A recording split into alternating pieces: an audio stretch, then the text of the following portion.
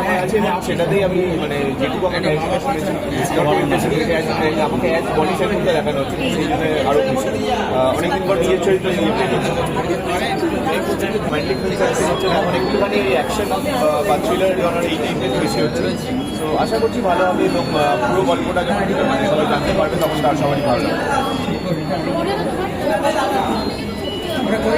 এইদিকে আমার যেটা বললাম যে অ্যাজ বনি সেন্টারটা দেখানো হচ্ছে এখানে ক্যারেক্টারটা অ্যাজ এ গেস্ট অ্যাপিয়ারেন্স আমি করছি। আমি অলওয়েজ চেষ্টা করি সবসময় সব রকম সিনেমাকে সাপোর্ট করার। তো সেই জন্য নতুন যেহেতু দিয়েছি নতুন একটা সিনেমা করার সেটা রোম্যান্টিক কমেডি, সেটাতে আমি সাপোর্ট করার চেষ্টা করছি।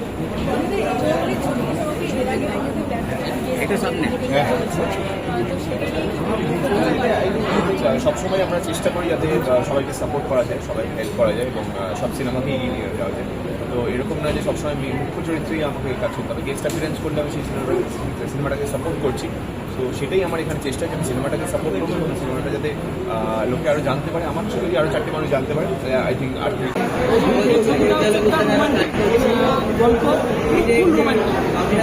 তিনটে নায়িকা আছে আর দুটো হিরো আছে, তার মধ্যে মনে একটা মনিকা আর একটা এসমন্দা আছে। টোটাল পুরো ফুল রোমান্টিক গান ফুল পাবেন। তো এই ছবিটা নিয়ে আমরা খুব এক্সাইটেড, একটা ছবি আমাদের মানে করতে চাইছি, একটা হিট ছবি। আর রোমান্টিক ছবি ছাড়া কোনো হিট ছবি হয় না। রোমান্টিক করতে গেলে এই ছবি ছাড়া হবে না, তাই আমাদের গাইড করছেন সুজিত গুলো, প্রধান উপদেষ্টা হিসাবে উনি থাকছেন, উনি আমার পাশে কাজ করছেন। এই ছবিতে কতগুলো গান আছে? গান 3টে গান আছে। আর কোথায় কোথায় শুটিং হয়েছে? সব কলকাতার মধ্যে শুটিং হবে আর অস্ট্রেলিয়াতে শুটিং করার প্ল্যানিং আমাদের চলছে গানের। কবে রিলিজ হবে?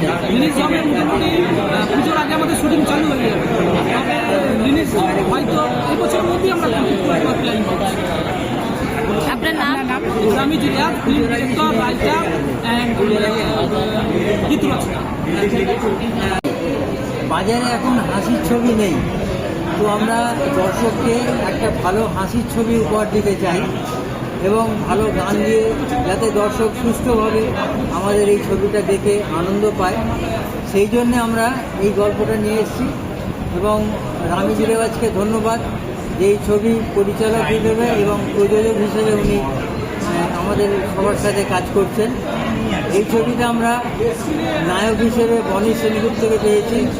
বনি সেনগুপ্ত, প্রিয়া সেনগুপ্ত, ভরত কল, কাঞ্চন মল্লিক, মধুমিতা সরকার এবং আরও অনেককে নেবার আমরা চেষ্টা করছি। দর্শক যাতে আনন্দ পায় সেই জন্য আমরা খুব চেষ্টা করছি এই বছরই শেষে যাতে ছবিটা রিলিজ করতে পারি। ধন্যবাদ। আপনার নাম? আমার নাম অসম মঠ।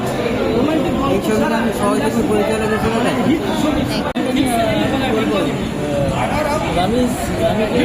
প্রথম ছবি